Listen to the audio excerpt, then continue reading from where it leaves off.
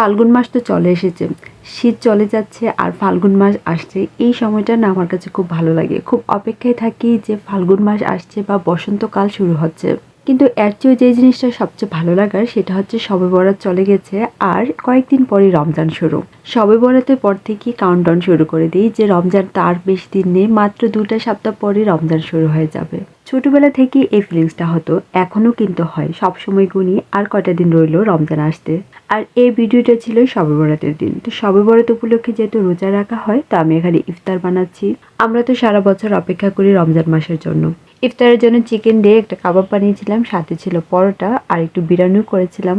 তো এখানে চিকেন কিমার সাথে দিয়েছি ক্যাপসিকাম। ক্যাপসিকামটা আমি খুব ভালো করে কুচি করে কেটে নিয়ে তারপর পানিটা হাত দিয়ে চিপে ফেলে দিয়েছিলাম। সাথে আরও দিয়েছিলাম আদা রসুন বাটা, ঘরে একটা কাবাবের মশলা ছিল সেটাও দিয়েছি, পরিমাণ মতো লবণ দিয়ে এখন সবগুলো মাখিয়ে নিব।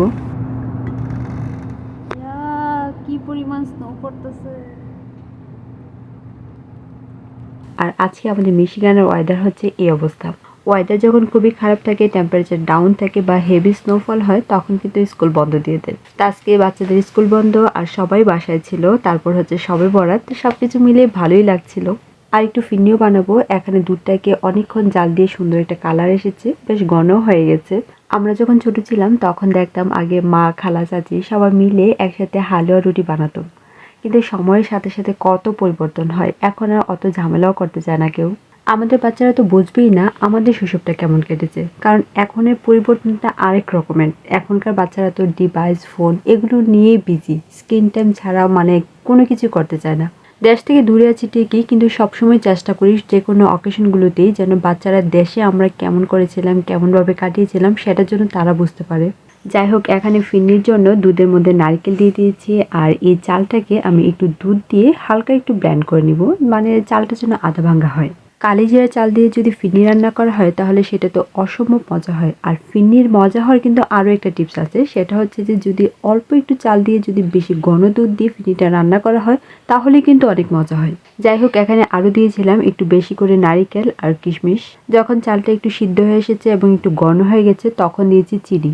আমি দেখেছি যদি চিনিটা আগে দেওয়া হয় তাহলে না ফিরনির চালটা ভালো করে সিদ্ধ হয় না, একটু দানা দানা থেকে যায়। তার জন্য আমি সবসময় যেটা করি যে চালটা একটু মোটামুটি সিদ্ধ আসার পরে তারপরে চিনিটা দিই।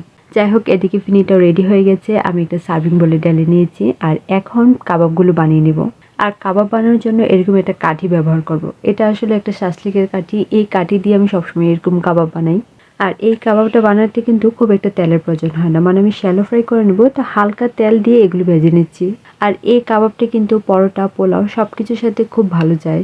আর এইভাবে কাবাব বানিয়ে হালকা একটু ফ্রাই করে কিন্তু ফ্রোজেন করে রেখে দেওয়া যায়। রমজান মাসের জন্য এটা খুবই উপকারী। বাসায় যদি এটা রেডিমেড থাকে তাহলে কিন্তু ইফতারের জন্য একটু টেনশন কম করতে হয়। তো প্রতি রমজানে আমি যেটা করি, এরকম কাবাব বানিয়ে রমজানের আগে ফ্রোজেন করে রেখে দিই। বা শুধু কাবাবই না, দেখা যায় যে একটু রোল, সমোসা কিছু একটা বানিয়ে ফ্রিজে থাকলে হয় কি যে ঝটপট একটা কিছু আইটেম বানিয়ে ফেলা যায়।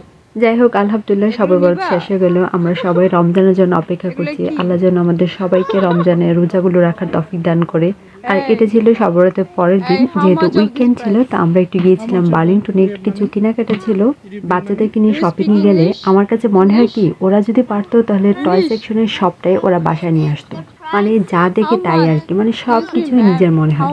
এই যে দেখেন অবস্থা, 2 হাতে 2টা নিয়ে সারা বার্লিংটন ঘুরে বেড়ায়। Excuse me. How much? Do you speak English? Ho? What is ho? Ho বুঝি না আমি। English. ওকে আমি স্বাধীন মতো ছেড়ে দিয়েছি, ওর যা ইচ্ছা হয় তাই করুক। আর বাচ্চাদের এই সময়টা না খুব তাড়াতাড়ি চলে যায়, চোখের পলকে মনে যেন খুব তাড়াতাড়ি বড় হয়ে যায়। তো বাচ্চাদের এই সময় ছোট ছোট ভিডিওগুলো, তাদের বিশেষ মুহূর্তগুলোকে ক্যাপচার করে রাখতে আমার ভালো লাগে। Thank you. বাই। ওরা তো বড় হয়ে যাবে, কিন্তু পুরনো ছবিগুলো যখন দেখবো না তখন খুব ভালো লাগবে। তো আমি সবসময় চেষ্টা করি যে বাচ্চাদের বিশেষ বিশেষ মুহূর্তগুলোকে ধরে রাখতে। আর বার্লিংটনের এই সাইডটা আমার খুব ভালো লাগে, হোম ডেকোর। এখানে ঘর সাজানোর জন্য অনেক সুন্দর সুন্দর জিনিস পাওয়া যায়। তো তো যখনই বার্লিংটনে আসি এই সেকশনটা একবার এসে ঘুরে যাই, দেখি যে কি কি পাওয়া যায়, নতুন কি আসলো, এবং কি এখানে জিনিসপত্র কিন্তু খুব রিজনেবল প্রাইসে পাওয়া যায়। আর এই যে ফাবিয়া এতক্ষণ 2টা বাস্কেট নিয়ে সারা বার্লিংটন ঘুরেছে, আর এখন নিয়েছে 2টা ফিটার। এগুলো নাকি ও বাসায় নেবে, কোনোভাবেই এগুলোকে হাতছাড়া করছে না, ও নিবি এগুলো বাসায়। বাচ্চাদেরকে নিয়ে শপিং করা আসলে মজাও আছে। যাই হোক, বার্লিংটনে আমাদের শপিং করা শেষ। আশা করছি পুরো ব্লগটি আপনাদের কাছে খুব ভালো লেগেছে। সবাই খুব ভালো থাকবেন। আল্লাহ হাফেজ।